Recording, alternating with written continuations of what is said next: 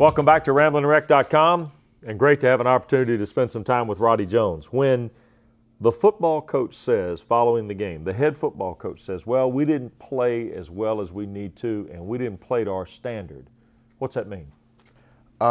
It really means that we made too many mistakes. We made a lot of mistakes that maybe didn't cost us in this game but could cost us in the future. As far as the NC State game, there were a lot of times on offense where we missed some plays. We missed a lot of throws, and some of that was on Tevin, but some of that was on us as well. Not being in the right positions and not running routes properly, and that's stuff that'll catch up to us later in the year. We have to be better on third downs.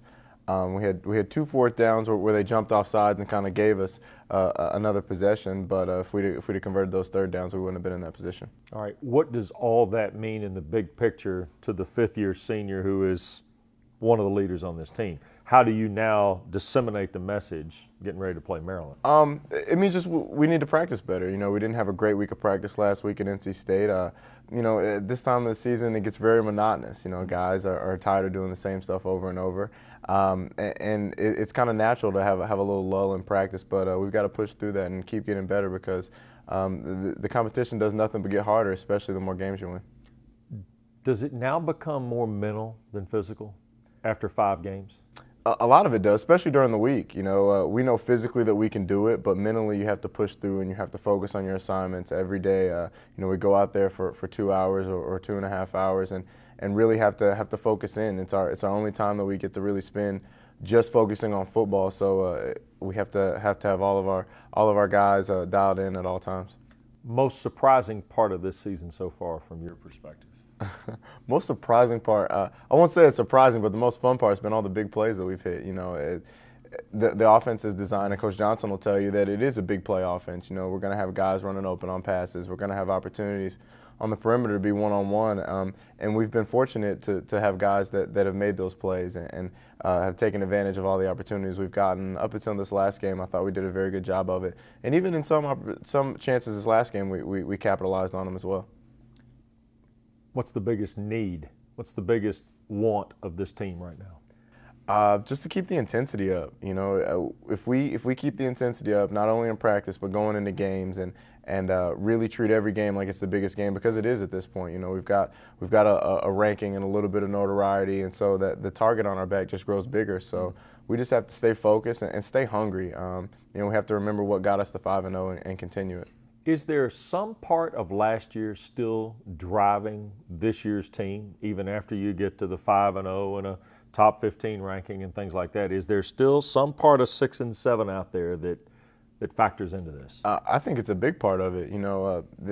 It's so fresh in a lot of our minds still, and until we get to the point where we've accomplished all of the goals that we have on that goal board in the locker room, it's going to be a big part of what drives us, because 6 and 7 wasn't a good taste. Having a losing season and then losing the bowl game, it really hurt all of us, and it motivated us during the off season. We have to continue to let it motivate us as we go into the regular season and even when we have success. Earlier this year, Coach Johnson talked about, this is kind of a team that is, and I use the word, it's more complete. No disrespect to the 8, 9, or 10 teams. It's just a team that doesn't have a guy that needs the ball 20 times or has to be thrown the ball a certain amount of times, or a defensive guy that's going to make a big play. It's a team of more, I guess, linear, to use one of your words from NBA school. If I were to say this is a team that is void of a star, is that a compliment?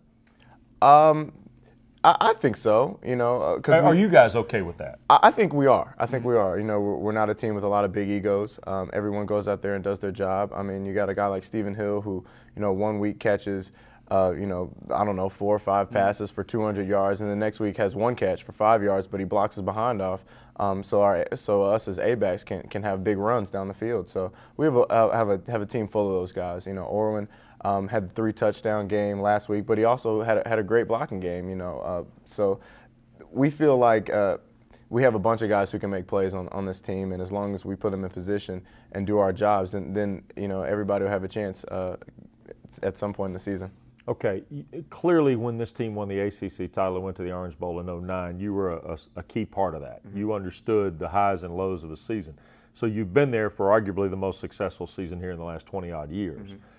now as you step into this part and you look at this season, how did the lessons of '09 and maybe to a degree what you learned in 10 impact a fifth-year guy who's a leader on the 2011 team?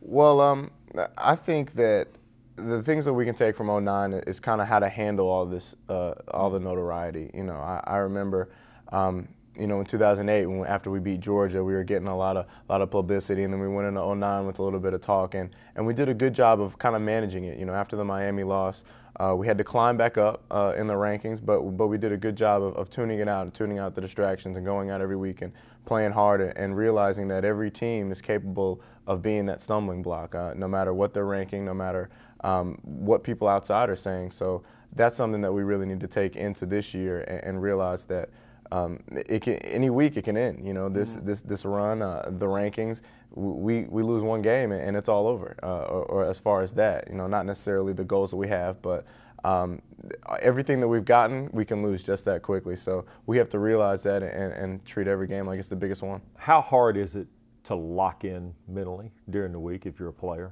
Is it as hard as the general public thinks it is? Everybody telling you, hey, I saw this highlight, you guys are ranked here, you know, so on and so forth. Is it as hard as we hear it is, or coaches talk about? Is it hard to lock in mentally if you're a player? Yes, for a number of different reasons. You know, you obviously have a lot of people telling you, you know, you're good, you're ranked this, I saw that, you're doing a great job. But also just this is midterm time. You know, this is time where you're going to school and you've got midterms, you've got group projects, you've got to manage a lot of things. So those are the things that make it difficult to lock in for those 2.5 hours. But you know, it's up to the older guys and the people who have been there and done that before to really help guys focus in on football for that amount of time. And then on Friday and Saturday, it's all football. All right, a couple of more things here with Roddy Jones. We trippy? You want to help me here? You want to help the old radio announcer understand we trippy? I don't know if I can help you too much. I think it's pretty self-explanatory. Julian Burnett, who never says a word, commands the video board? Yep. Julian came in one day and he said, we trippy, man. And I said, okay, yeah, we are. Let's do it.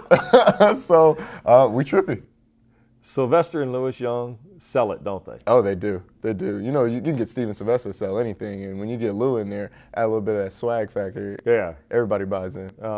Okay, second thing.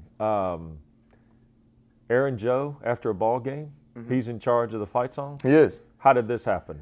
Because there have been guys in Coach Johnson's 4 years, their role, they're in charge of the fight song after the game, right? And now this year it's Aaron Joe. Yeah, every year we have one. I don't exactly remember who it's been the first 2 years.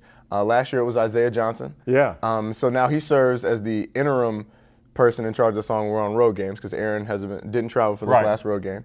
But usually it's a freshman, and you know, Aaron is probably has the biggest personality of all the freshmen that we have this year. So he got picked to do the fight song, so he's in charge of it. Hardest class in grad school? Hardest class in grad school is entrepreneurial finance and private equity. Yeah, it's a toughie. As I said today, I kind of got a little distracted by my fantasy football team, which isn't gonna help me on the midterm. No. But you know, we all have trouble focusing from time to time. As long as you're focused on Saturdays. Yes, sir. That's it. That's Roddy Jones.